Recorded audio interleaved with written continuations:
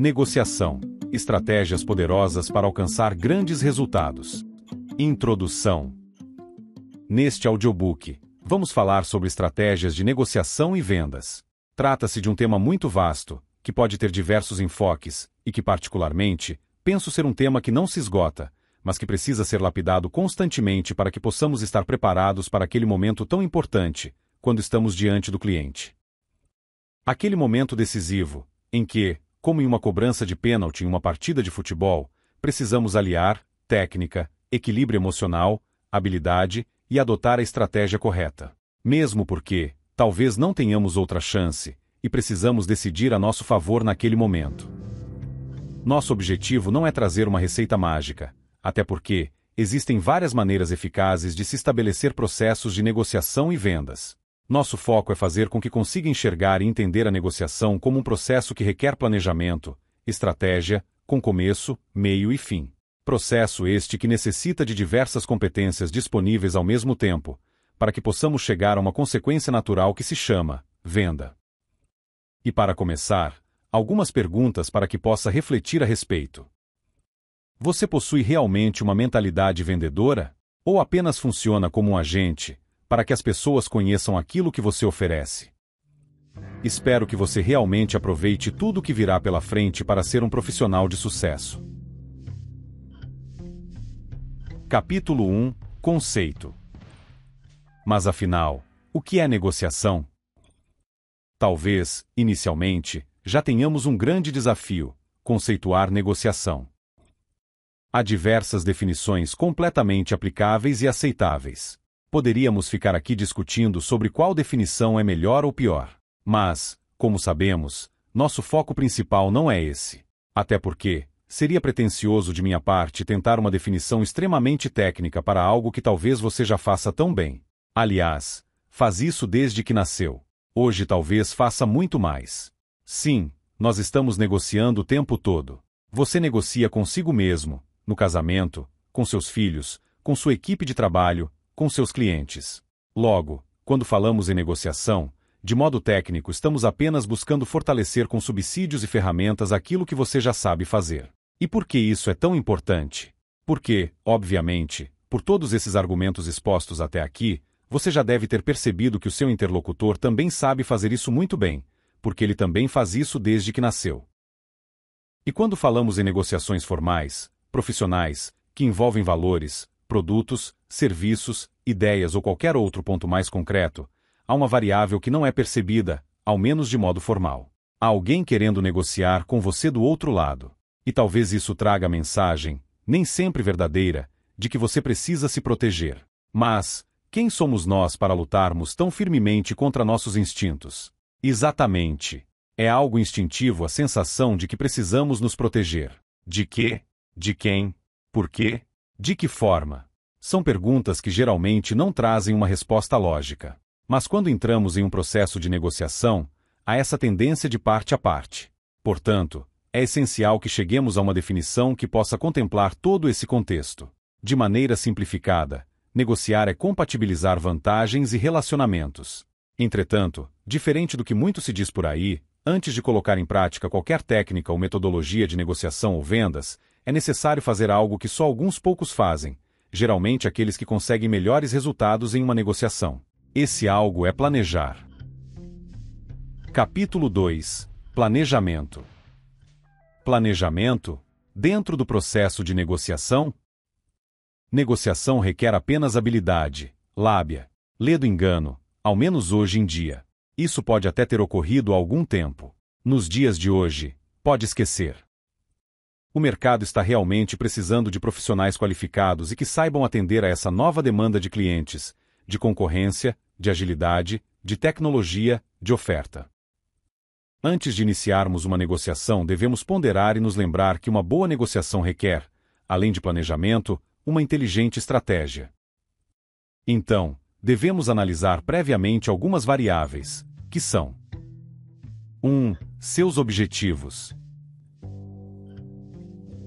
2. Objetivos do outro. 3. Seu perfil e estilo. 4. Estilo e perfil do outro. 5. Existe um relacionamento de confiança? 6. Qual é o contexto atual? 7. Será uma negociação de curto, médio ou longo prazo? Essa análise prévia é fundamental para que tenhamos subsídios para definir a melhor estratégia para aquela situação, principalmente se soubermos fazer perguntas que irão nos direcionar sobre como devemos proceder. E há uma pergunta-chave a ser feita. Dentre tantas, uma é essencial porque pode direcionar tudo o que virá depois. A pergunta é: qual é o meu objetivo com essa negociação?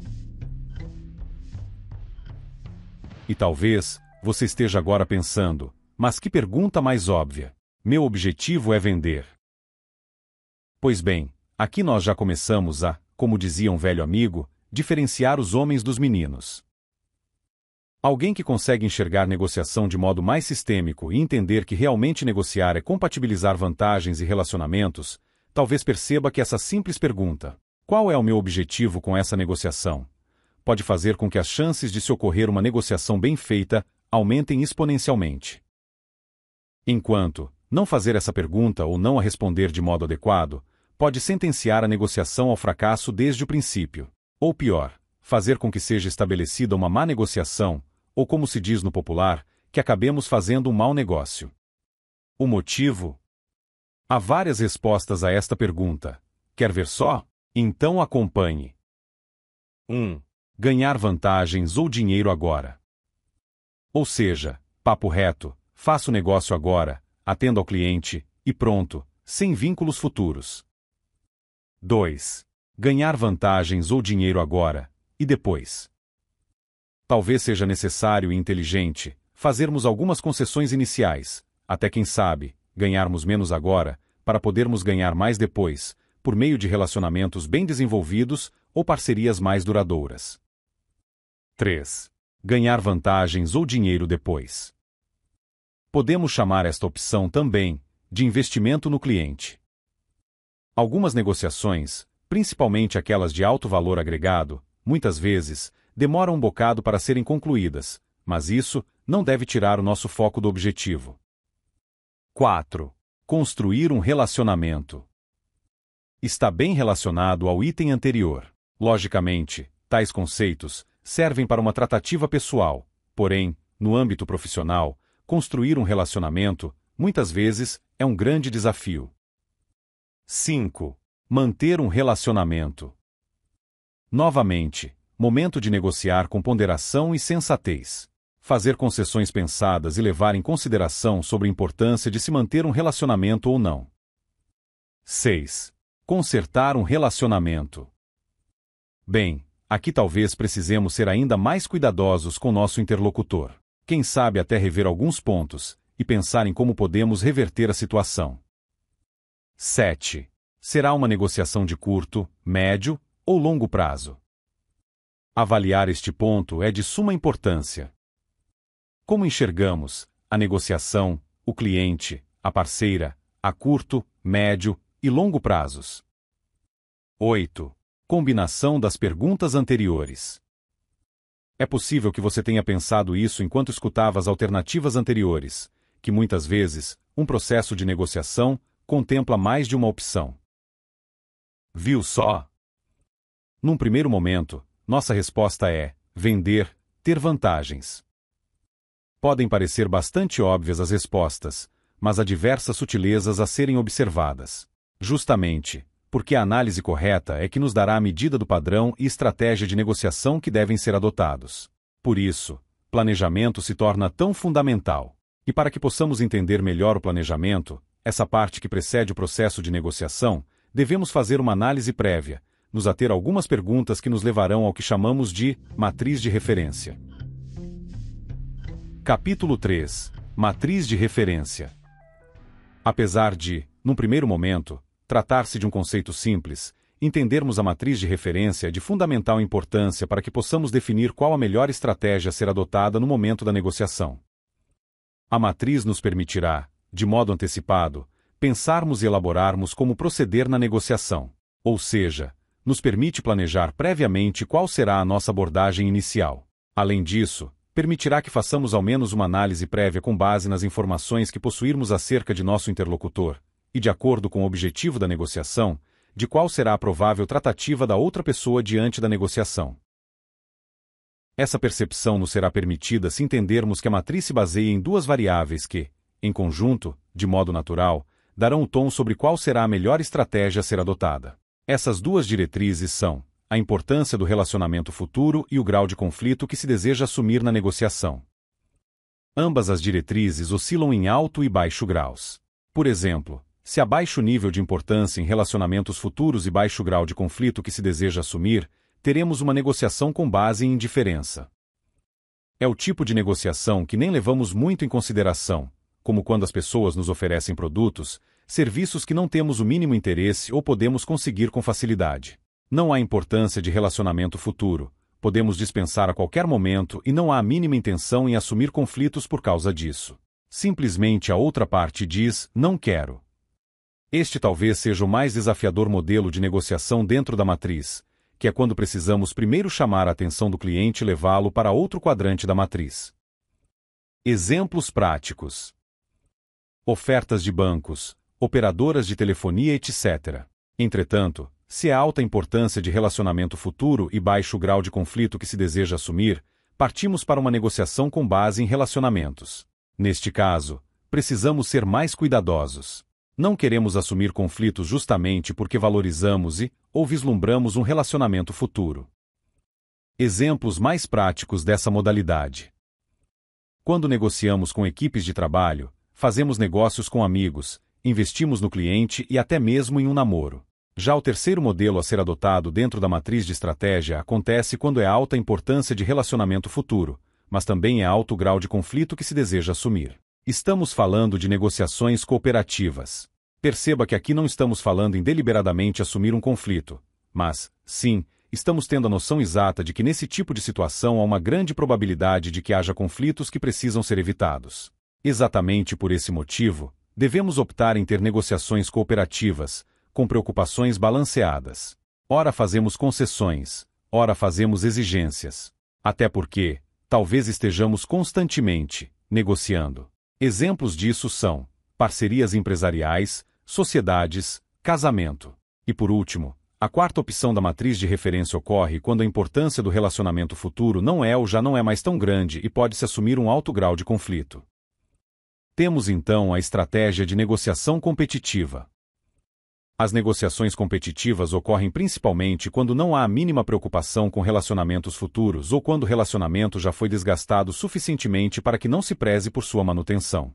Por exemplo, quando você vai a uma loja comprar um produto, possivelmente, as únicas coisas que você queira são um bom produto, com bom desconto, parcelamento atrativo e prazo de entrega enxuto. Do outro lado, o vendedor quer ter a melhor venda, com a maior margem de lucro ou comissão. Resumidamente, você puxa para cá e ele puxa para lá, tornando a negociação competitiva. Situações práticas que envolvem negociações competitivas são transações de compra e venda, compras em lojas e divórcios litigiosos. Compreendeu? Com base nessas quatro opções, podemos delinear a nossa estratégia e ao menos supor qual poderia ser a estratégia da outra pessoa. Isso pode nos dar relativa vantagem se planejarmos adequadamente nosso modo de negociar, mas se também estivermos atentos se isso se manifesta na prática em relação ao nosso interlocutor. De modo resumido, ganhar é importante e relacionamento não é. Negociação com base em competição. Ganhar é importante, mas relacionamento também é. Negociação com base em cooperação. Relacionamento é mais importante do que ganhar. Negociação com base em relacionamentos. Nem ganhar nem relacionamento são importantes. Negociação com base em indiferença. Repito, precisaremos ser hábeis para planejar a nossa estratégia, tentar projetar qual ou quais podem ser as estratégias do outro e, principalmente, conseguirmos transitar dentro desses modelos, sem perder de vista nossos objetivos dentro do processo. Mesmo porque, muitas vezes, uma negociação transita dentro dessas variáveis começando de um jeito e terminando de outro. Esta é uma maneira de perceber o processo de negociação de modo estratégico e nos dar alternativas de atuação dentro desses contextos. Já havia enxergado a negociação dessa forma? Normalmente, há certa dificuldade por parte de algumas pessoas na hora de entender qual é a melhor maneira de abordar o cliente. A maioria dos profissionais, sem perceber, acaba focando a atenção do cliente no ponto menos atrativo de seu produto, serviço ou ideia. E o pior é que isso acontece de modo natural, quase instintivo.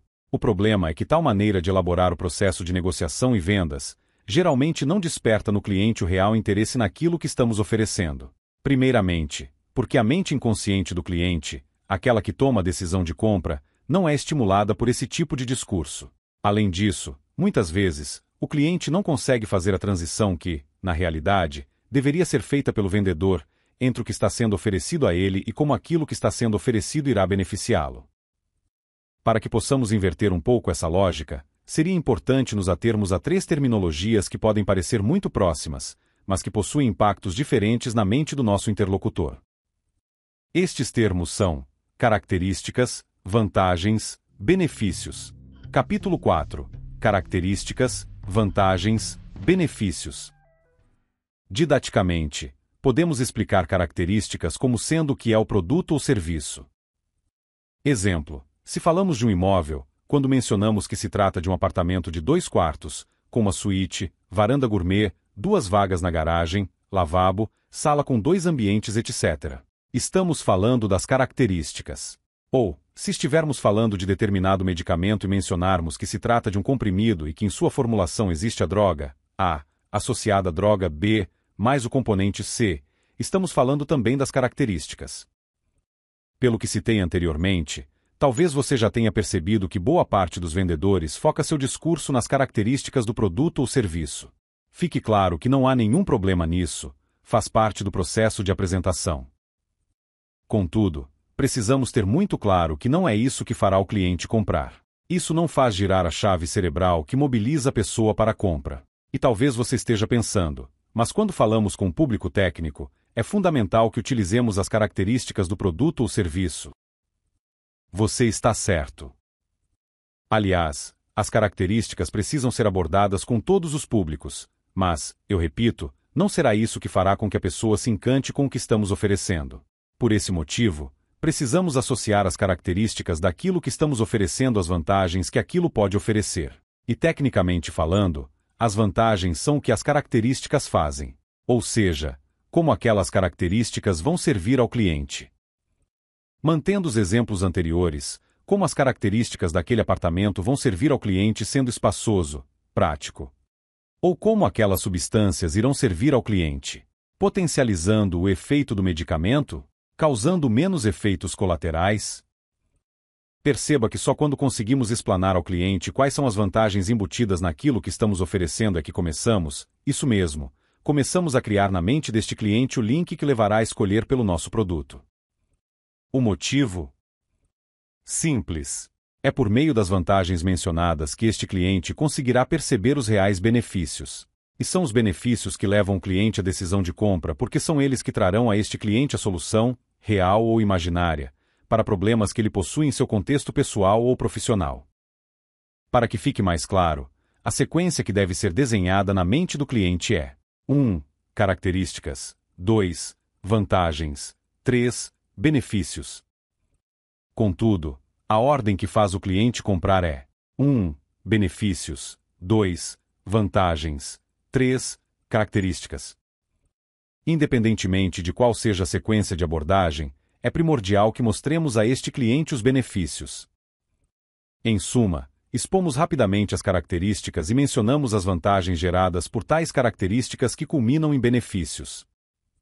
Para ilustrar o que digo, voltemos ao exemplo do apartamento.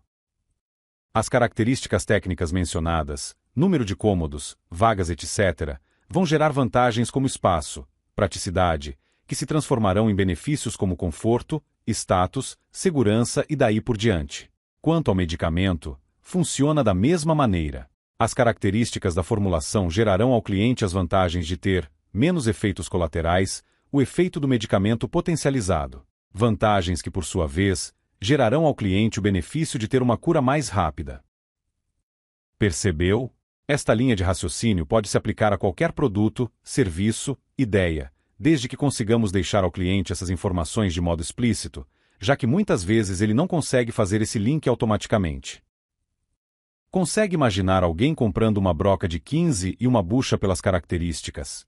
Ou será que as pessoas compram esses insumos para ter, por exemplo, um quadro preso à parede de modo seguro ou um lar mais bonito e bem decorado? Fica mais claro assim? As pessoas compram os benefícios e não as características. E fico aflito porque boa parte dos profissionais na área de vendas foca mais de 90% do seu discurso apenas na parte das características.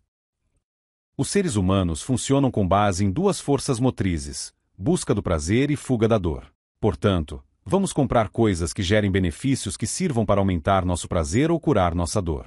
Precisamos apenas entender como aquilo que oferecemos pode suprir uma ou ambas dessas necessidades. Entende agora quando digo que não adianta apenas sabermos técnicas de vendas de modo mecânico quando pergunto se temos realmente uma mentalidade vendedora? Se você foca nas características, está servindo como alguém que faz propaganda, divulga o produto ou o serviço.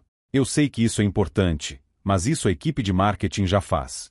Todavia, se você foca em expor ao cliente os benefícios, você está agindo com mentalidade vendedora. Precisamos nos ater aos detalhes, às minúcias existentes nos processos de comunicação, relacionamento, negociação e entender o mínimo que seja de comportamento humano. Sem isso, talvez estejamos apenas em uma sequência aleatória de tentativa e erro, enquanto pensamos que estamos realizando tudo o que podemos para vender. Capítulo 5. Perfis comportamentais e negociação. Há uma tendência natural de tubarões e águias serem negociadores mais competitivos, ousados, arrojados, enquanto lobos e gatos tendem a ser mais cautelosos, comedidos e cooperativos. Não se trata de uma regra, mas lembre-se, por experiência, é bem comum que aconteça dessa maneira. De modo bem objetivo, verifique algumas características que são importantes para cada um dos perfis. Caso consiga detectar rapidamente o perfil comportamental do seu interlocutor, muito provavelmente, o conjunto das dicas seguintes, se atendidas, servirão como excelente impulso para o fechamento proveitoso da negociação. Perfil águia. Opções. Aqui há um paradoxo. Embora os águias gostem de opções para negociar, isso faz com que eles fiquem indecisos. Exclusividade. Eles gostam de se sentir únicos, exclusivos, tanto no atendimento quanto no que diz respeito aos produtos mais especiais e serviços diferenciados. Inovação. Prezam por novidades, por lançamentos, por coisas diferentes. Conversa. Normalmente, um processo de negociação com um águia incluirá muita conversa relativa e não relativa ao assunto da negociação. Desperte interesse. Eles adoram coisas que são meio misteriosas, são curiosos e gostam de sentir-se instigados por algum produto ou serviço. Perfil lobo. Dê tempo. Dificilmente fazem compras por impulso. Precisam ponderar e analisar. Estrutura. É bom que, ao negociar com um lobo, sua linha de raciocínio seja linear e tenha começo, meio e fim. Garantias. É o tipo de negociador que pede garantias, lê os manuais e pergunta o número do protocolo de atendimento só para garantir.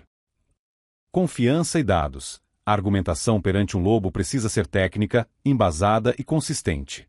Isso fará com que ele sinta confiança no produto, no serviço ou na marca. Fidelização. Nos dias de hoje, uma raridade. Cumpra o que foi combinado e terá um cliente fiel e constante. O contrário também é verdadeiro. É o tipo de negociador ou cliente que não reclama, mas também nunca mais volta a fazer negócios. Perfil gato. Relacionamento. Com ele não há negociação se não houver o mínimo de relacionamento estabelecido entre as partes.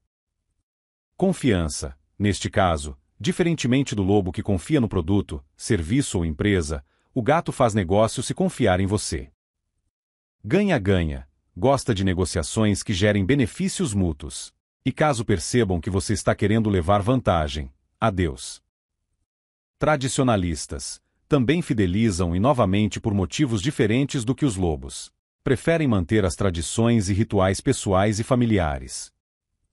Emocional. Pessoas fazem negócios quando percebem que a cadeia se beneficia. Tomam decisões de compra com base na emoção. Perfil tubarão. Benefícios. Sempre preza pelo custo-benefício. A pergunta mais comum e eliminatória é: quanto custa? Objetividade. Vá direto ao ponto. Não gosta de rodeios e prefere que tudo seja resolvido de modo direto. Vantagens. Procura a sensação de ter tido vantagens. Por meio de descontos, prazos, parcelamentos. Logo, se estiver negociando com o tubarão, deixe uma carta na manga para o final, para atender a essa necessidade dele. Aqui e agora. Fazem compras rápidas e por impulso desde que percebam as vantagens e os benefícios. Competitivo. Será uma negociação mais dura, assertiva, objetiva e, muitas vezes, o tubarão vai trucar para fechar a negociação a favor dele. E então, viu só quantas nuances existem nos processos de negociação? Isso porque tratamos o assunto de modo bem resumido, mas com a intenção de dar a você uma percepção sobre o panorama geral deste processo complexo e instigante. Esperamos que você tenha aproveitado este audiobook e aprendido estratégias valiosas para melhorar suas negociações. E lembre-se, em nosso canal, temos muitos outros conteúdos disponíveis para você. Explore e descubra mais dicas para crescer profissionalmente. Obrigado por assistir ao nosso conteúdo. Se você gostou, comente, curta e compartilhe para que mais pessoas tenham acesso. Inscreva-se em nosso canal e lembre-se de clicar no sininho para receber notificações sobre novos conteúdos.